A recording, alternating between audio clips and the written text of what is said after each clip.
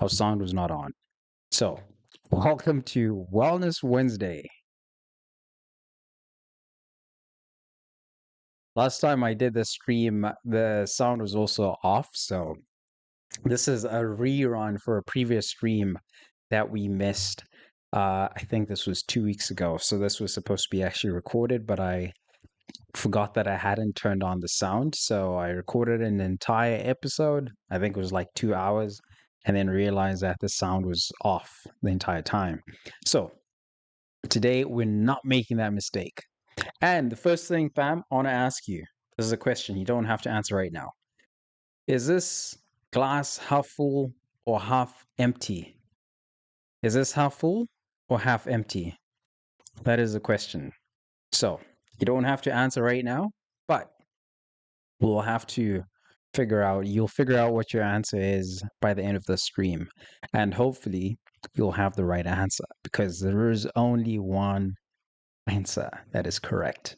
That is the life. That is the thing that keeps us moving forward in life. So today's show is covering a lot to do with mental health and our mindsets, our outlook on life, because there is a issue in society with depression. And there's sort of like two extremes where people look at depression as an issue or imbalance with the different chemicals in the brain and the hormones in the brain as well, like dopamine, oxytocin, the different chemicals that we interact, serotonin, that's another one. So these are different chemicals that we have in our brains that allow us to feel certain things. And there's also another extreme where people look at depression as purely spiritual.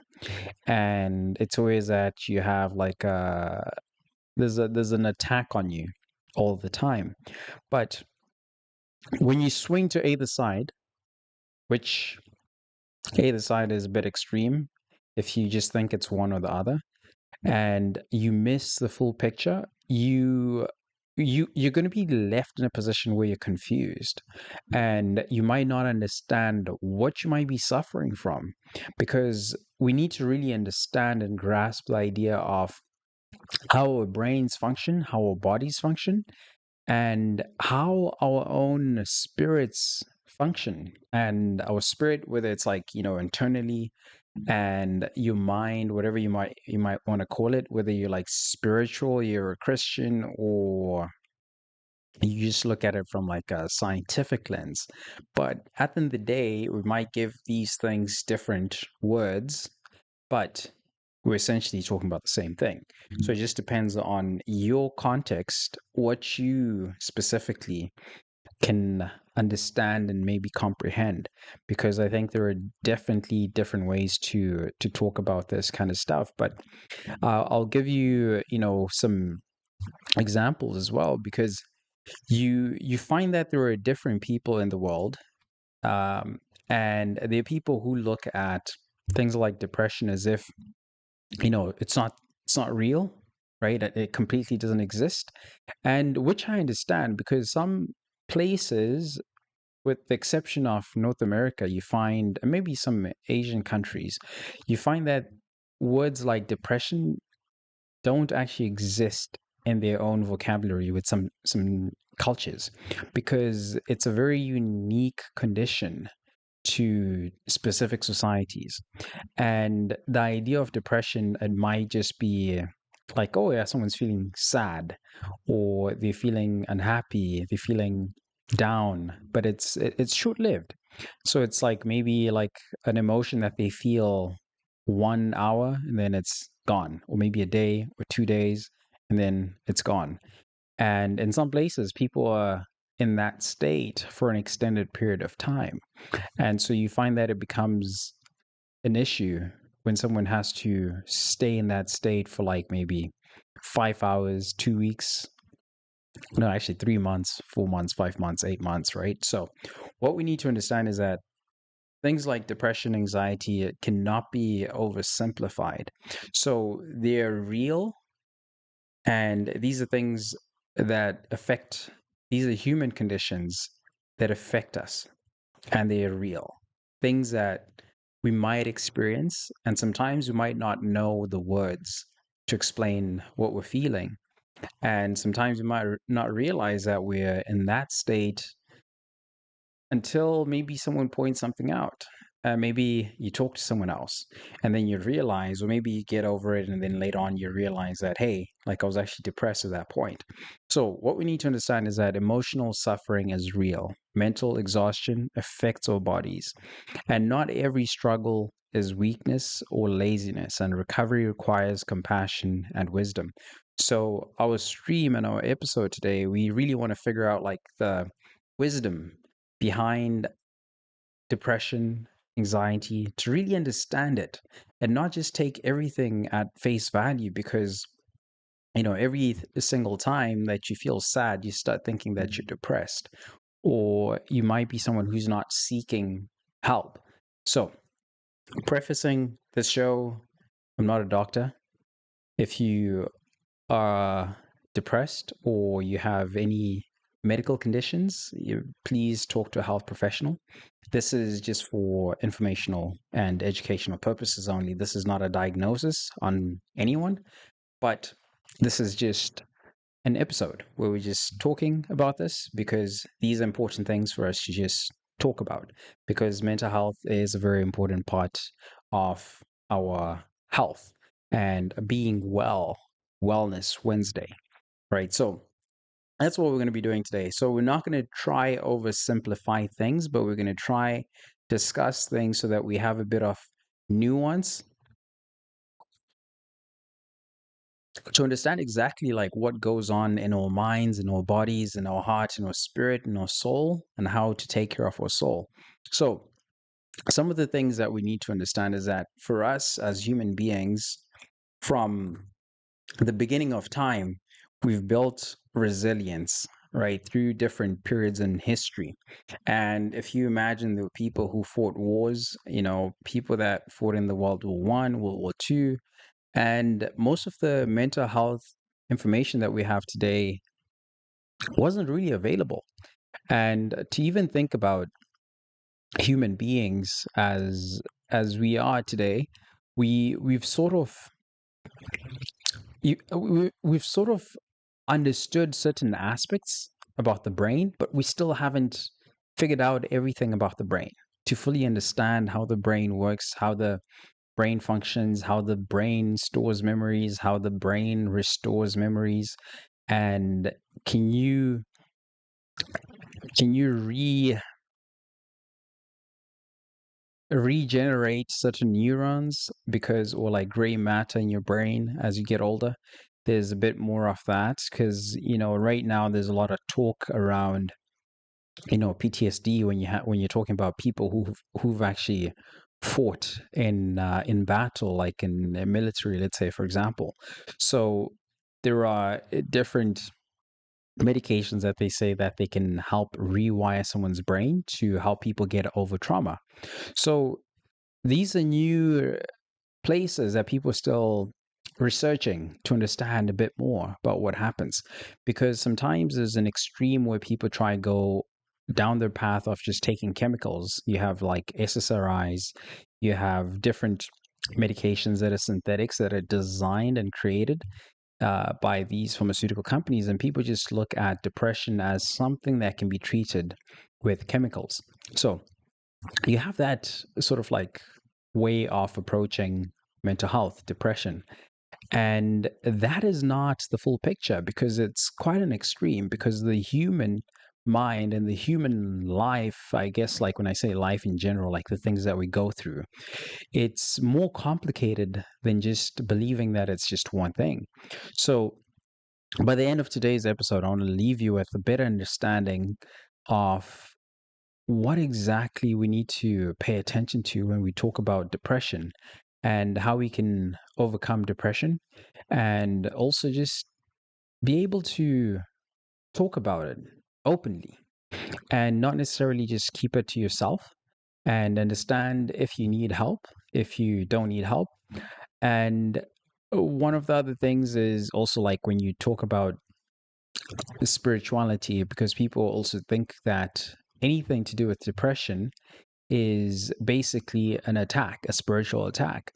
And the spiritual attack is, it could be true, but at the same time, because, spiritually, the enemy can attack your mind, because a sound mind is a threat. Like if you have a sound mind that can think, that can reason, that can process information, it can be a threat to, the enemy.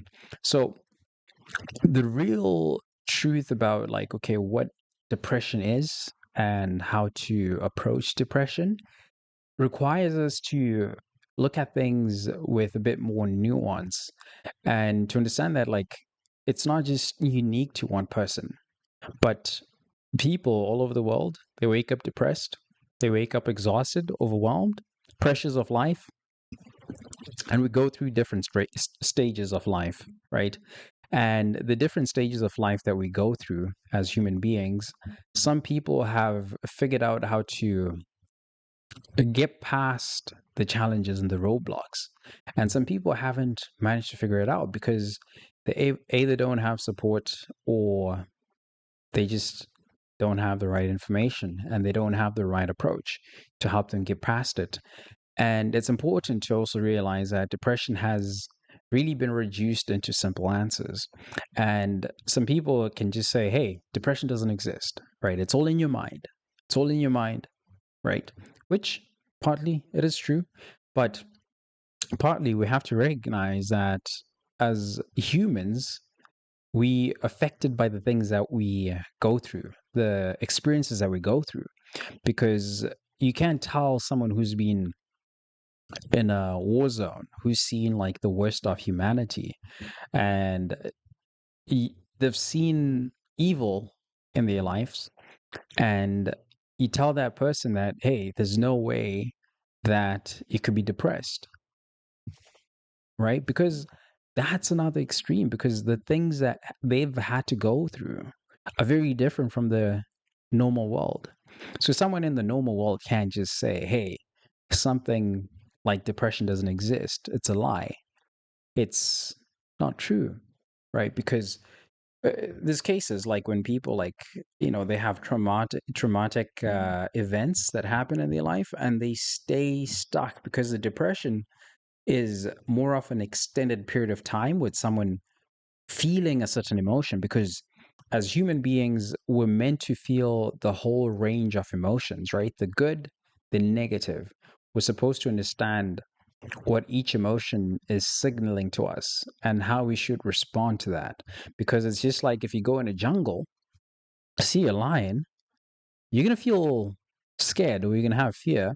And that fear is prompting you to, like, hey, get away from here. It's dangerous, right? It's an alert to you to say, hey, your brain is being signaled to make you move and run away. I mean, depends on how fast you can you can run, but essentially you're being told to move and run away. And some threats in life, they might not necessarily be like in the wild, in the jungle, but some threats in life could just be like even just people that you interact with, or it could be like a situation that you walk into, or you find yourself in, and your body's telling you to get away because you're not safe. So your nervous system alerts you to say, hey, don't be here, right? So the moment you stay and you don't move, your body's not going to let go, because there is a part of us where our bodies have a lot of intelligence, and the DNA in us and the genetics that we've evolved with over time are what allows us to understand the level of threat that we're under or we're facing, which makes our nervous system tense, tighten up.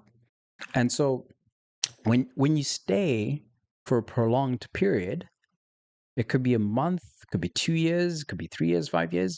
You could be depressed because your body's tightening up. It's building all that tension inside, and your body feels it. Your nervous system feels it.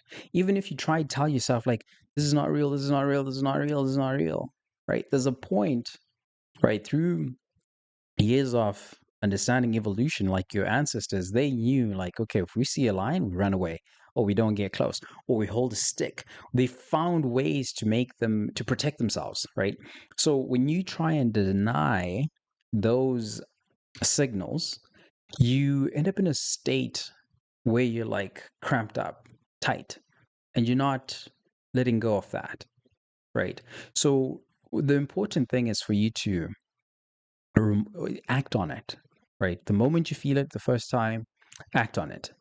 And the moment you can act on it, either remove yourself from that situation or remove the threat, then at that point you can sort of like go through, right? And sort of like adapt, move through life. But the most important thing is that we shouldn't try hold on to it and think that, hey, like if I just man up or toughen up, like I can just power through it, right? Because a lot of times, like you find that men sometimes are told to just man up, don't tell anyone, don't talk to anyone. I mean, like for men, it's important to talk to other men because sometimes experiences for men are very different from like the experiences that women go through, right? Because our signals in our bodies are very different. Men, women are different. So those signals can be very different. So it's important to find a group of people that you trust, that you can actually talk to, because one of the things that we find is that when the conversation swings to different extremes, we we might end up just suffering in silence because we don't want to talk about it. So we go take chemicals, right? You resort to like pharmaceuticals, like chemistry, right? That's the chemistry here in the diagram. So you resort to like pharmaceuticals, and you're like, no, I'm not going to talk about it. I'm just going to numb myself and just feel good, and have these chemicals that try and rebalance my own brain chemicals, right? Like so that you release more serotonin and dopamine. But what happens with chemistry when you resort to the chemistry side is that you can also flood your receptors because naturally our bodies are supposed to also make us release the serotonin, the endorphins, the dopamine. And it's done through actual experiences as a human being because we're supposed to feel the whole range of emotions. So when you depend on feeling good from taking a chemical, a pharmaceutical drug, your body will get flooded by synthetic chemicals, and those synthetics will flood your receptors, like your receptors it, that respond to that serotonin and the feeling that you feel. And when that happens, when your body is now trying to release its own natural, it's not going to be good enough. You're not going to feel like you're happy, or you're not going to get that dose that you're supposed to feel because your sensitivity has been heightened so much because you can increase your dose of the chemicals that you're taking, and then you keep on increasing that dose. So your natural high, right, that you'd normally feel when your body releases it, it's not good enough. So you're always going to be chasing that high. You're always going to be chasing that high because this is where people that struggle with addiction, this is kind of like where they end up going because the drugs that they take, they keep on making their brain release these chemicals, the serotonin, oxytocin, depending on which drugs that someone might be taking. So it heightens and it gives them that high. And then when they're in that high, like their own natural body won't release that amount on its own naturally. So high that their own natural responses to experiences that would normally release that is not going to be good enough. That's why you find eventually like people end up going and overdosing on different drugs because they're chasing that high because the tolerance keeps on increasing. So they're going to do more and chase more and do more and just take more drugs, more drugs, more drugs. And at a certain point, it's no longer just about their brain, but their whole entire body just gives out. And when it gives out on them, they OD. And some are lucky to get through it, and some are lucky, some are unfortunate that they don't get through it. So taking that extreme is also not good, because there is a balance. There is a balance that people need to understand, that it's not just about the chemical, and there's stuff that's actually missing, because the stuff that's missing, that's in between, is what matters the most. And then you also have, like, obviously, like I talked about, the spiritual side, where people over spiritualize it, and they just say, okay, I'm just going to pray. I'm going to pray, and I'm not going to seek help. I'm not going to seek community. I'm just going to pray to God. Everything will happen. Everything will work out, which is true. Like, God will take care of you, but also God tells us the things that we need to do to be stewards of our lives, of our bodies.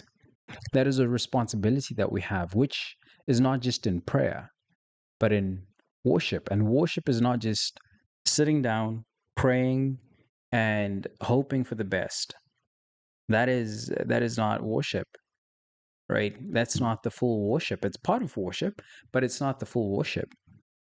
Worship requires more than that. It requires stewarding the body. It requires us taking care of the body and doing the right things. So, excuse me. So when you look at it biblically, just thinking that something like depression or a fight or a battle for your mind is just spiritual, it's also not accurate, because there are a lot of things that we're missing that's in between. Because a lot of times, the biggest lie, the thing that people believe the most, is always that it's always one thing that is affecting their life, that is missing. And they think that if they just get that thing figured out, everything falls into place. But sleep matters. If you're not getting sleep, you might feel like your brain is not functioning properly. You might be half drained. Your battery is half drained if you're not sleeping. It might lead you to a place where you feel like you're depressed.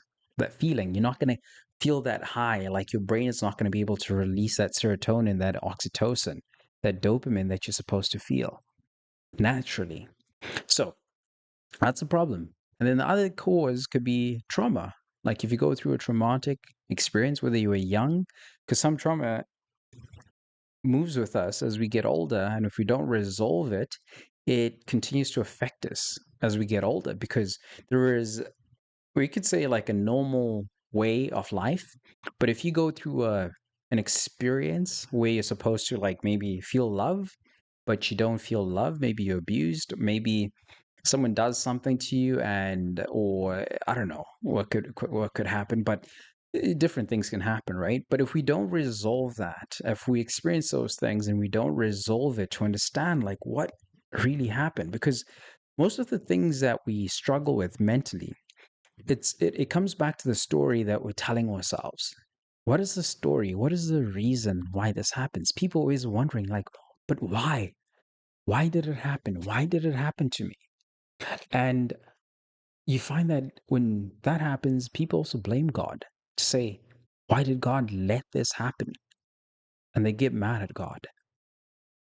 And the moment they get mad at God, they're like, no, like they find someone to blame, essentially, right? But what they don't necessarily do is really boil it down to figure out, like, okay, does this story that I'm telling myself help me move forward?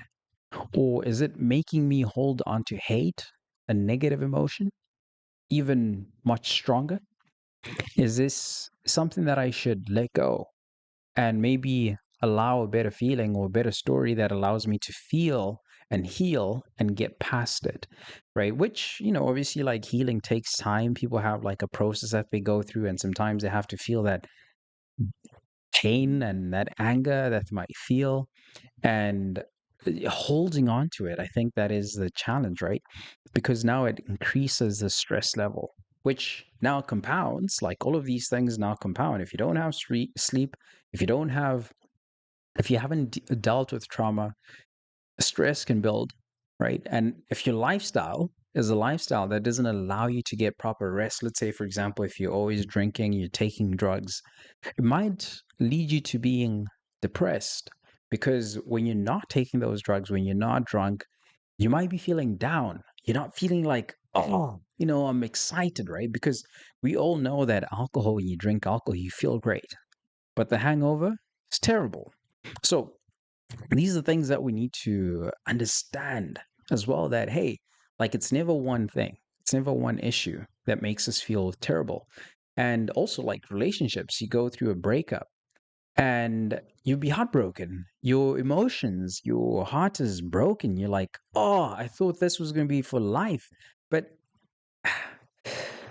unfortunately, it didn't work out that way. So when you find that people go through these experiences in life, some of these start compounding, right? Grief is another one. Nervous system, if you're not relaxing, you're not giving yourself time to reset your nervous system. And if you don't have purpose in life, if you don't have a good connection with God, spiritual life, you don't value spiritual life, it leaves us empty because we are like wondering, like, okay, how come I'm not fulfilled? So really understanding that there is a bigger picture that surrounds a feeling or condition like depression is important. And the next step is you have to understand, like, okay, what is it for you as you see it here? And it could be something else that I missed here, right? But that's the most important thing, to understand that one explanation is never going to tell you the full story about what you're feeling. And you could relate to someone else's story about maybe relationships, but maybe you also have grief that you're dealing with that you haven't dealt with, right? Because some people go through the process of grieving for years, and it could be a lifetime. But without recognizing, like, okay, I feel this way because I'm grieving, is also uh, a challenge for someone. And they might feel depressed and wondering, like, okay, why am I depressed? And they don't have joy. They haven't let go. They haven't really accepted the new life without their loved one. So it's important to understand, like, okay, like things like depression exist, and they can show up in our lives in different ways. And it's never one thing that causes depression. So when people say, like, oh, like depression doesn't exist or it's not real, they might be looking at something in one dimension, or they haven't actually experienced some of these things. And everyone at some point in their life, I imagine that they lose someone that they love. I imagine that's like most people, unless if maybe they pass on, they are the first one. But it's important to realize that these are not unique to one person. Everyone, humans everywhere, in every part of the world, they have to deal with this. Everyone has to deal with this. And then you have extreme cases, like I said, like if you've served in the military, if you've been deployed, you might have seen different things, the other side of humanity that is, very bad. And that also means that it has a place for it, right? Because your situation might be different if you're someone who's been in combat. And you might be a doctor or a nurse, someone who interacts with people on a daily basis, your job, right? That makes you get in touch and get in contact with, people that are passing away, people that are dying. And that can also bring stress in our own lives, and depends on the mindset that you have, right, as you go through that. Because if we deny those experiences and think that, hey, like, someone who's going through this and this occupation, like they're just living a normal life just like everyone else, we are losing the plot. So it's important to approach this with caution, because some occupations actually tell people that they have to seek a counselor, and some occupations will actually provide you a counselor so that you can talk to a counselor. And that allows you to have some support for you to manage those experiences that you go through. And the last thing is thinking that, okay, this is not important, but it's also to understand, like, your own ability and tolerance to make sense of the things that you're going through, right? Because sometimes something like occupation is a bit different because we do make a choice to go and get into that occupation. Most times we understand some of the risks, but these things right here are things that sometimes that we don't have real control over. But other things we might have control. So it's important to approach it with balance and a bit of nuance. And the other thing, like, which is important as I'm saying this, it's like everyone in the world experiences these challenges. And it's important to always recognize that if you feel depressed, you feel anxious, it's not because you're weak, because a lot of people start to think that, hey, what's wrong with me? I'm supposed to man up, I'm supposed to toughen up. Realize that it's not playing the tough guy won't get you there. You have to realize that playing the tough guy won't get you there. But you have to realize that it's not it's not unique to you. It's not because you're weak that you go through this. It's not because there is some curse on your life that you go through this. It's not because you are being attacked that you go through this, but it's to recognize that these are some necessary experiences for us as human beings, which, when you look at humans, who we are through time, we've evolved and we learn, we become resilient over and over, and our spirits grow, and our ability to adapt grows and increases. So that's the one thing that we have to understand, that when we feel pain and we go through these challenges, it's not because we're failing, but it's part of life. It's part of the human experience. And sometimes we might think that, hey, like, I don't want to go through this. I'm not ready for this. But sometimes that's the test that we put in to show that we're ready for the next challenge.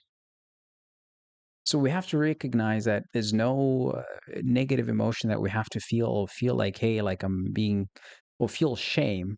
Because if you feel grief, if you go through grief, if you go through stress, any sort of like exhaustion, or periods where you're like isolated, those are normal times and periods. And the important thing, as I always like to think about, it's like, it's awareness is probably one of the most powerful things in life.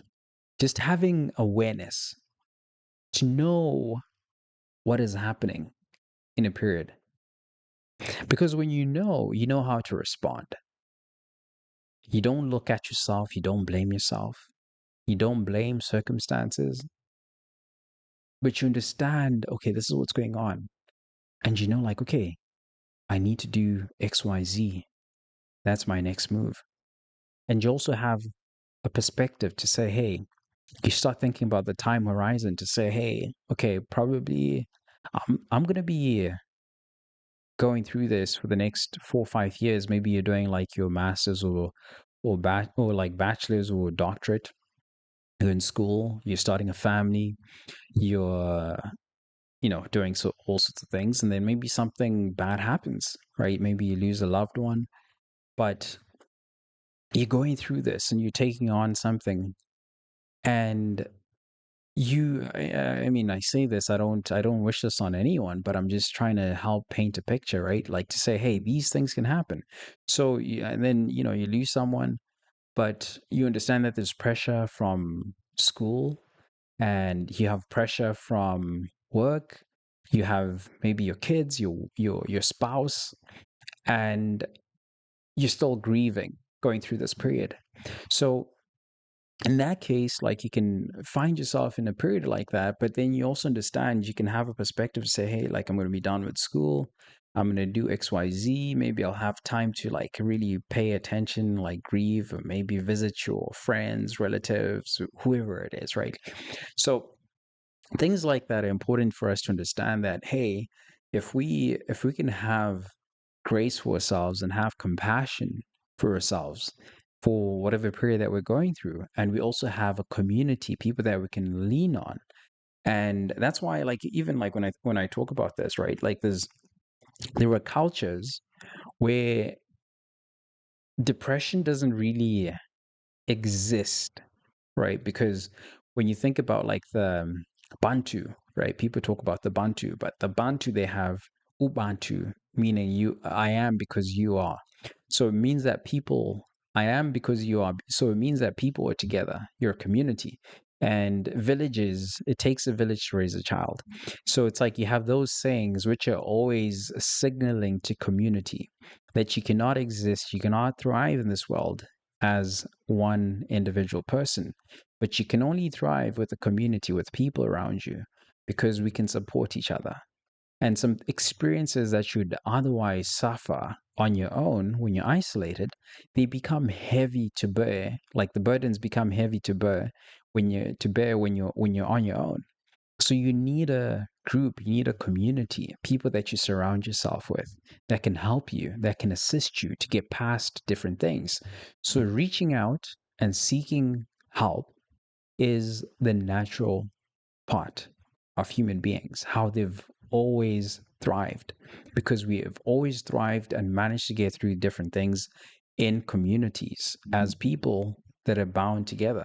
And that's the path that we have to take if we want to overcome things like depression.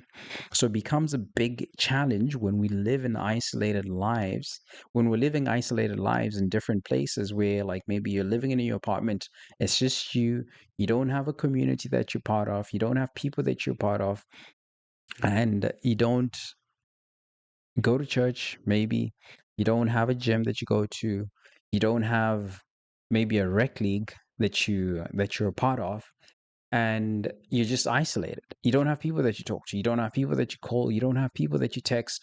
So, I mean, like online is still, it's better than nothing, right? But still just people that you can interact and actually see a human being, talk to someone and greet someone, shake someone's hand, give someone a hug. Because I think there's a challenge where there's like this, not challenge, but there is a growing population of people that are like considered like incels, people who sit at home, they don't go out, they don't interact with other people, they just like form parasocial relationships online. So it's important for us to recognize that we're living in a time where it's very unusual for people to be just on the computers, stuck, and they don't go out. They don't talk to other people. They don't form friendships. They don't form relationships, because that leaves us in a state or mind that is, it's sort of warped, because we're not leaving our homes. We're not leaving our own cocoon and going out into the world, meeting people, talking to someone. So when we stop and we don't do that, it's easier for something like depression to hit us and hit us hard. So we have to recognize that we have to get out, move, and don't be isolated. And when you do that, you recognize that sometimes what you go through is not just you alone, it's not just your own unique experience that you're having.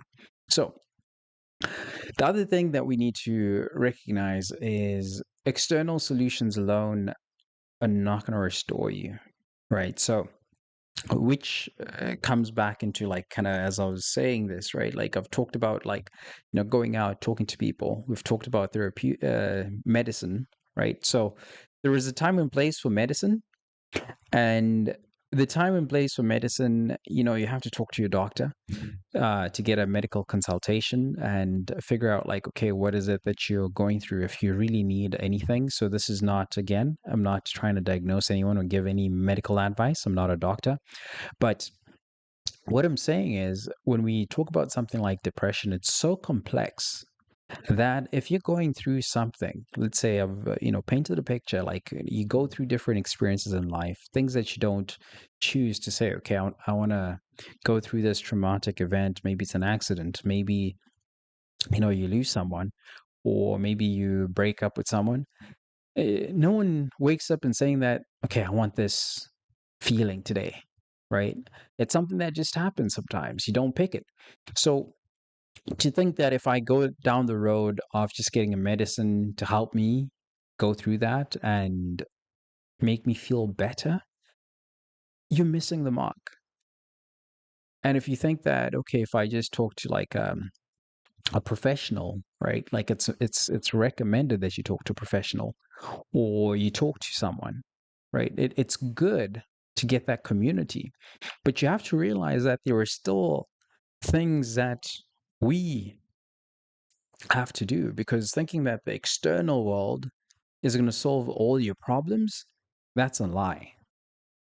Because the real work to help you get through any depressed state, it starts from inside. It starts from here. It starts from here. And you have to do the work. Everything else on the outside supports you.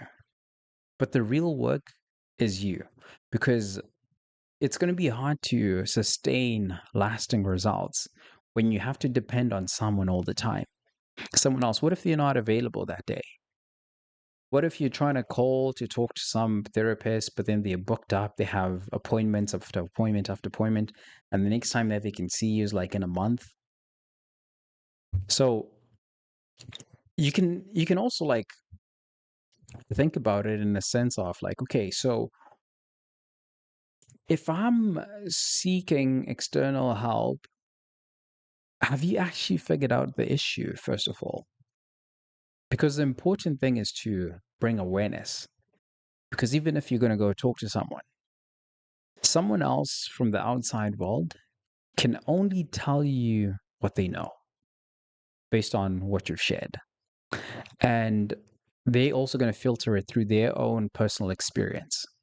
So with that, it means that the solution, the thing that they tell you, is not going to be always applicable to your life.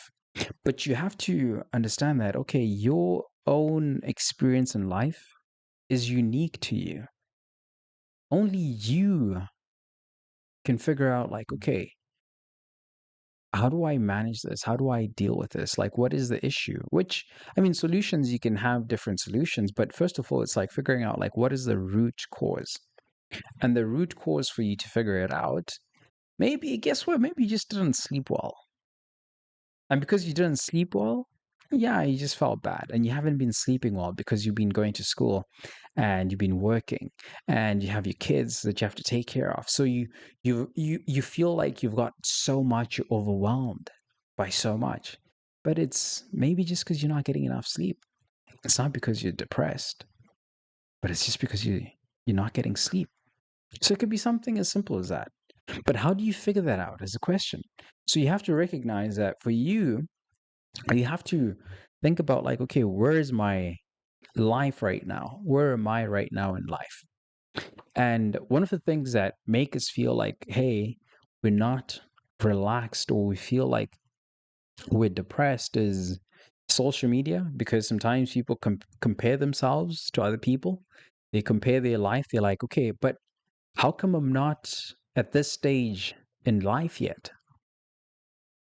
And they might look at their colleagues and say, hey, like, how come my friend is driving that nice car or has that nice house or has XYZ or has that business or is traveling all over the world?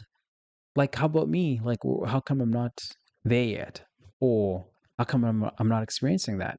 So, what we have to recognize is that the world that we live in with social media, not everything is real. People make things up. There's AI. People create a different persona, different lifestyle online. And when we look at social media like that, and maybe even read news, you get so many inputs, right? Your notifications are buzzing. Like it could be news, it could be, I don't know, like a lot of things happening all at the same time. But everything is being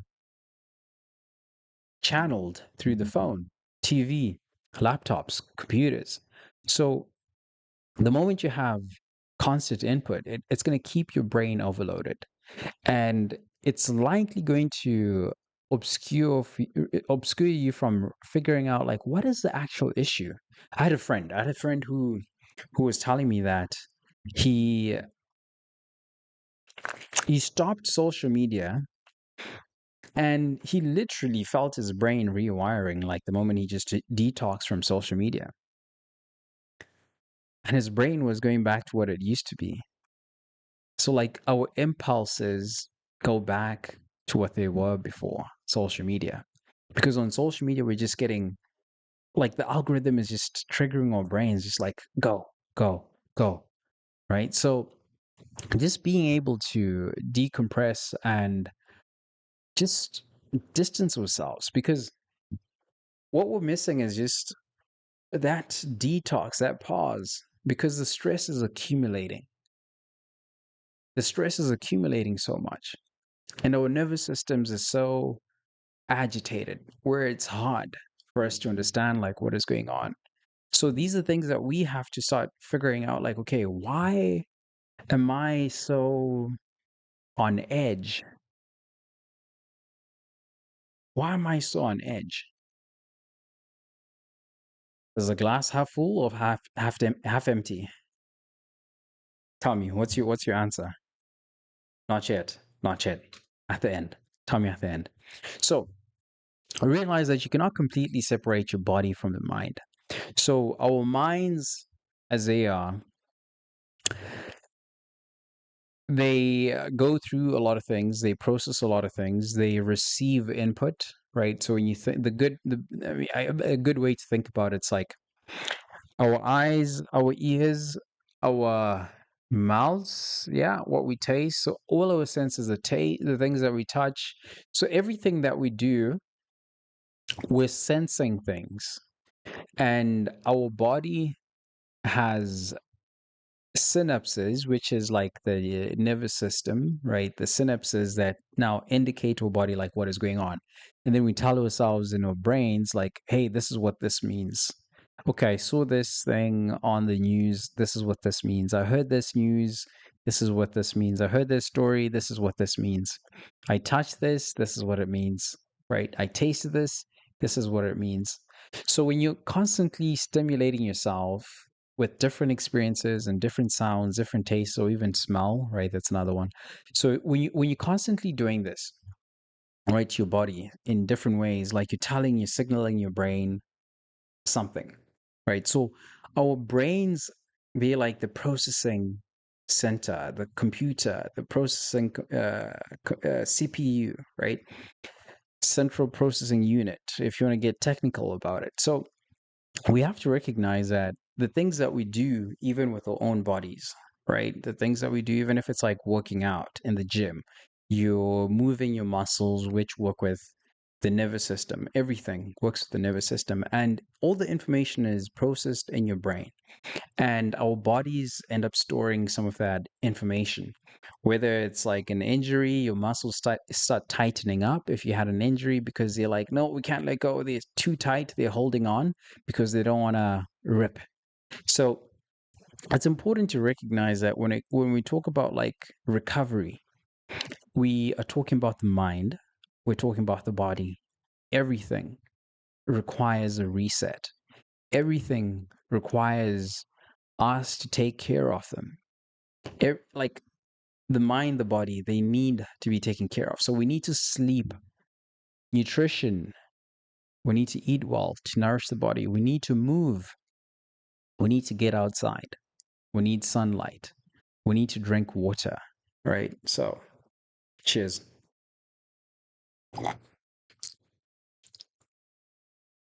And our mood, our focus, emotional regulation, stress resilience, the thing that I was talking about, and hope.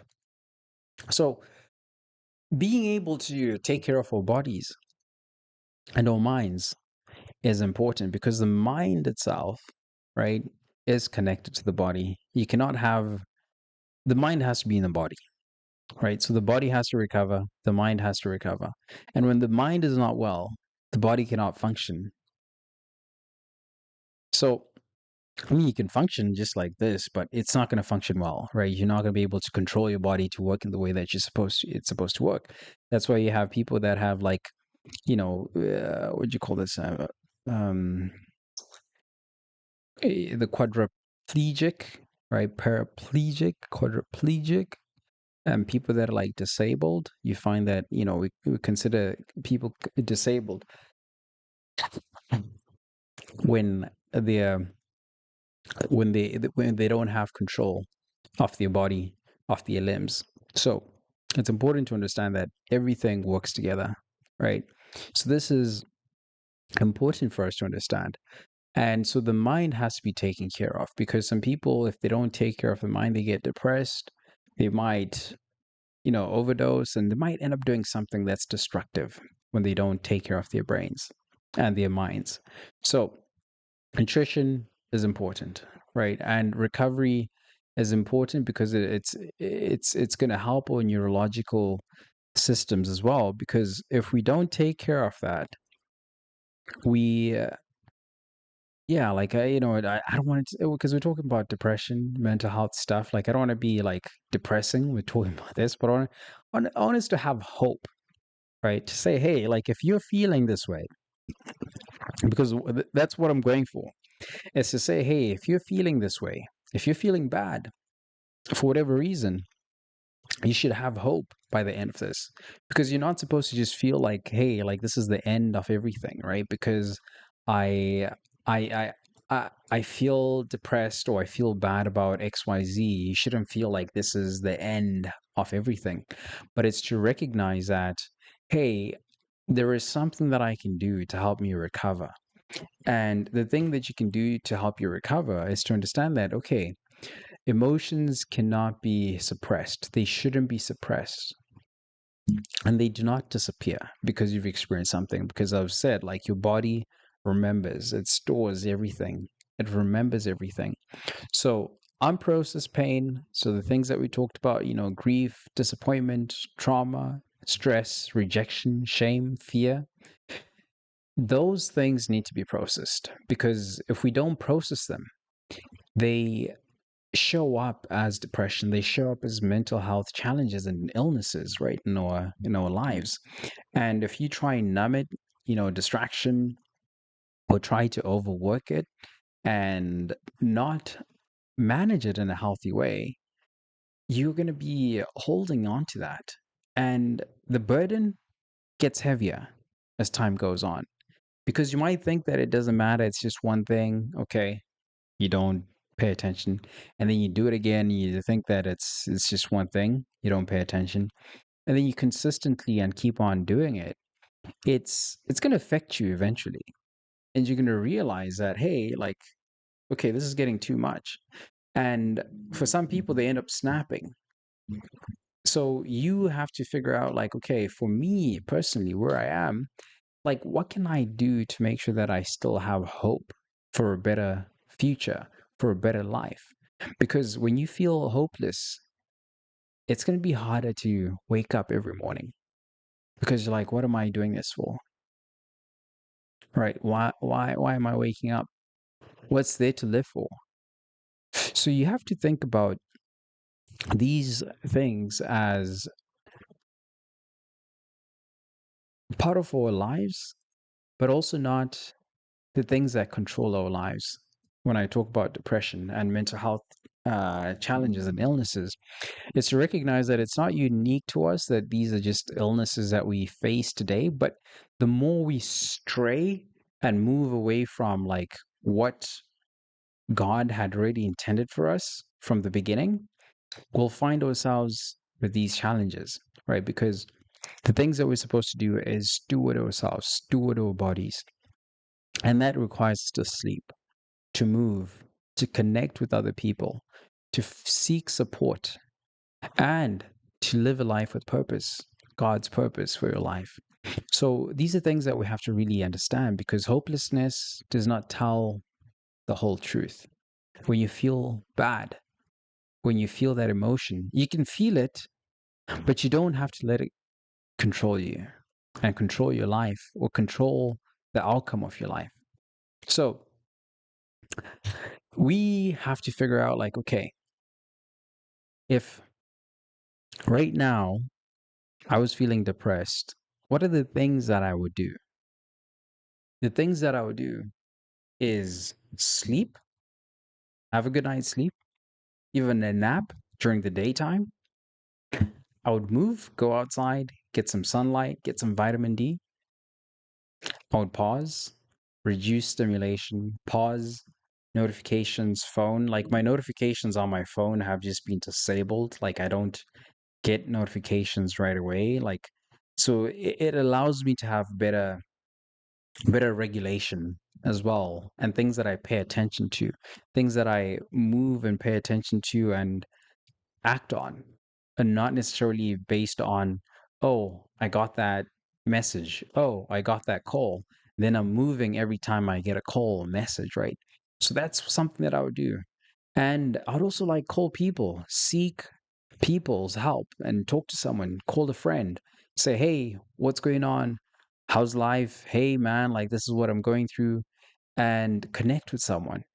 And also, the other thing that I would do is like build structure, something that I can repeat every single day for me to feel that, okay, my state of being, my mind, my body, I'm moving in a way that I'm feeling like I've got energy, and I'm making sure that I have a sound mind every time.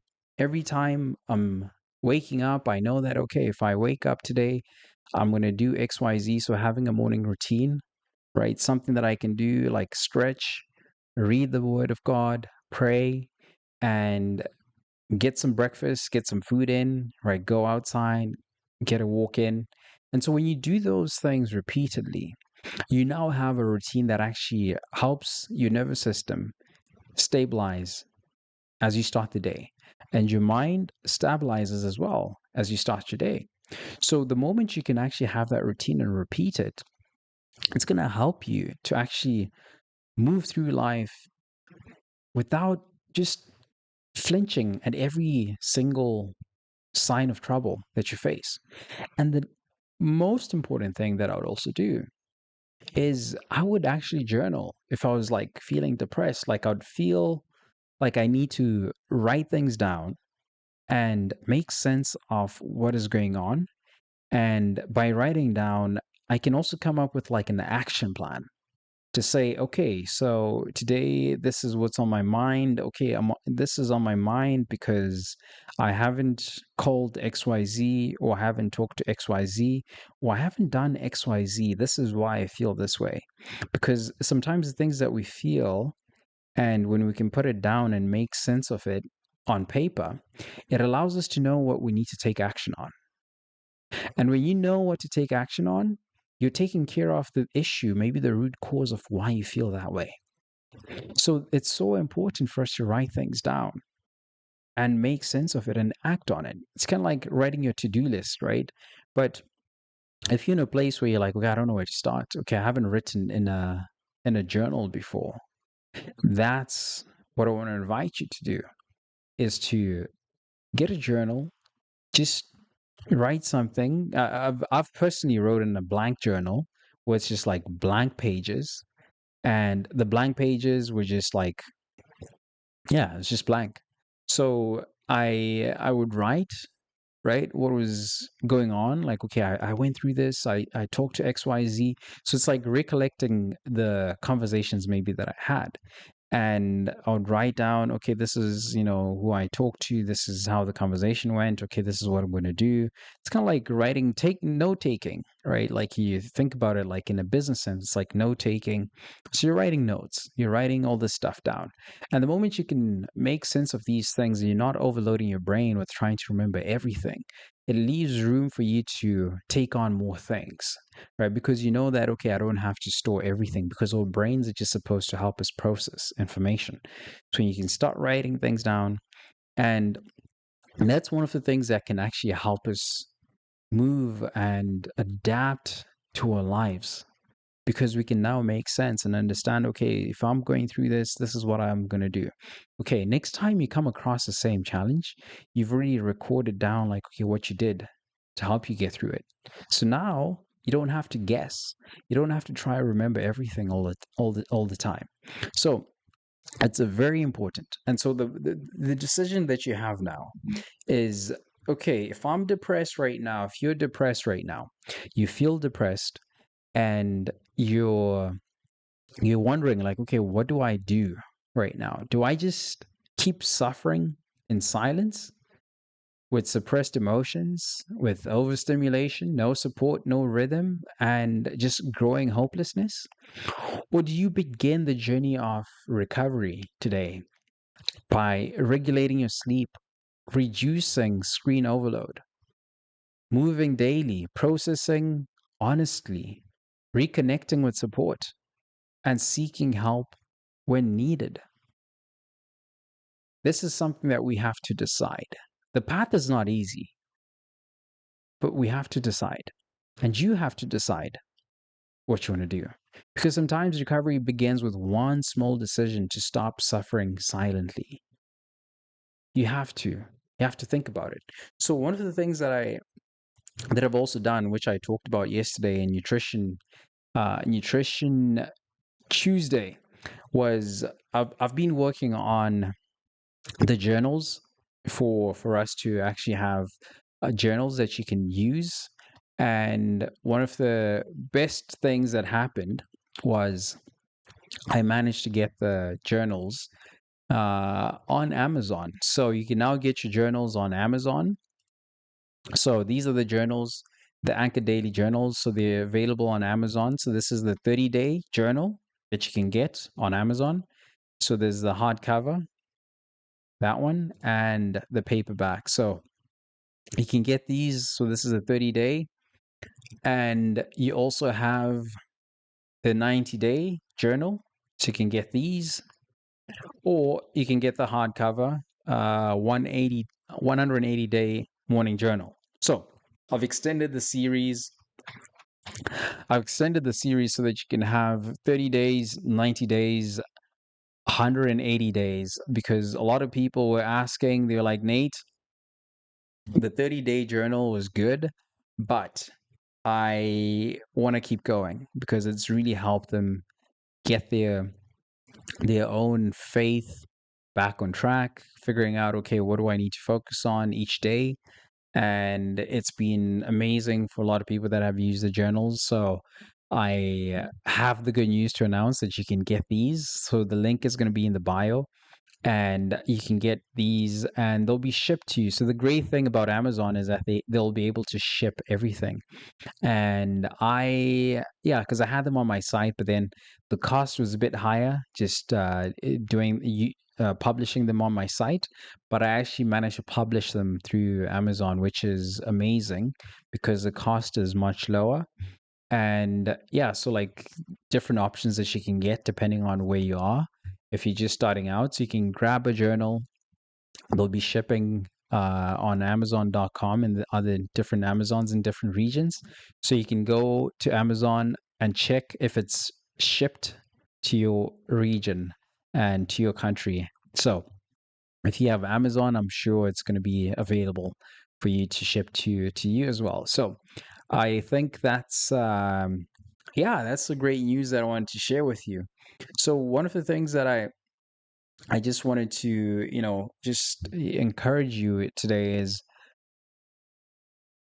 it, prayer is probably one of the things that will help you if you're feeling depressed.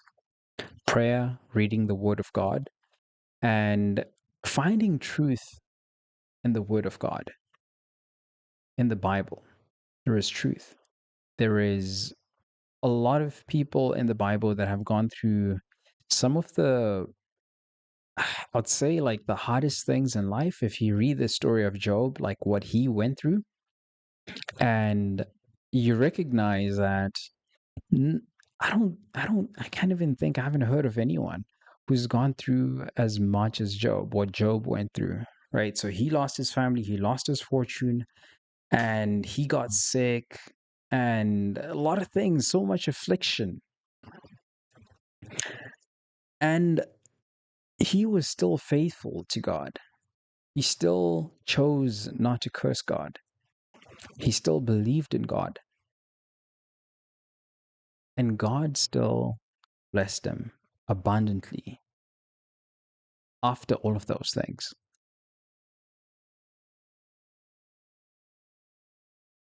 Because sometimes the things that we go through in life, the purpose is to strengthen our faith. not to reduce our faith, but to overcome, to have hope, to come back to the Father, to come back and pray and say, God, you're my Father. And through Christ, I honor you, I worship you, I praise you. And Jesus Christ is our Lord and Savior, your Son that you sent to redeem us back to you. And just having faith, that alone can be a very powerful thing when we're going through challenges, turning to Jesus when we're going through challenges. Because if you think about Jesus Christ, like the things that he went through, he resurrected from the dead even after being crucified on a cross, and because of his faith, he drank from the cup that God put in front of him. He volunteered to come and save and redeem us. And his reward was in heaven, to sit at the right hand of the Father and have everything, have the inheritance. The kingdom was put under his authority. Everything, all creation was put under his authority. So just to recognize and have hope in the Word of God, it's something that is so powerful that when we live a life, because sometimes we live in a life in a culture in a time where we put worldly success above everything else and put our own image and our own desires above God's desires for us. And we think that our ways are higher than God's ways, which is far from the truth and far from what God tells us and teaches us. So the moment that we can come back to God and recognize that the Father loves us, He loved us first, is a moment that we can recognize that things like depression, things like anxiety have no power over us. And that's through finding the truth that God is divine, the things that we see and perceive with our own lives, that we are only limited in our minds to understand life. So we need to start living life beyond ourselves as people. Stop turning inward and looking from within, from inside, like from your mind, your own thoughts, or thinking that you can find rest and salvation by looking inward. But it's to recognize that Jesus Christ, our Lord and Savior, has already done the saving for us. We have to respond, walk the path, have faith in Him, have faith in His work, that He finished everything on the cross, and come back to the Father. Put the burdens on Christ. He'll carry everything. We don't have to worry about it. We just have to live as stewards, sleeping, moving, praying, worshiping in community. When we do that and connect with other believers, it'll be hard for something like depression to really, for us to be discussing depression as a topic, right? Like things like mental health, these will be not topics to discuss because it will just be like, yeah, I just felt sad today. I just felt, down for 1 hour, 2 hours. Yeah, I was grieving someone that passed away, but it didn't affect you for years. It didn't slow your momentum. It didn't hold you back in life, but you just went through normal human emotions. And you felt all the human emotions. Because when you think about it, God also gets angry. God feels jealous. So if you think that those emotions are not normal, those are not part of human emotions, you're wrong. Because when you read the Old Testament, all the things that Israel was doing, they were grieving God, praying to other gods. gods of stone, gods of wood. And God was like, what are you guys doing? So recognize that some of the emotions that we feel are normal emotions, but also we shouldn't try turn inward and think that we can save ourselves all the way. We can write things down, we can help ourselves by stewarding. We have some stewarding that we have to do, but we can lay all our burdens upon Christ and He'll carry them for us. He already did, He paid the full price. So that's something that we have to recognize and realize anytime we feel sad, anytime we feel depressed, is to recognize the path of the cross.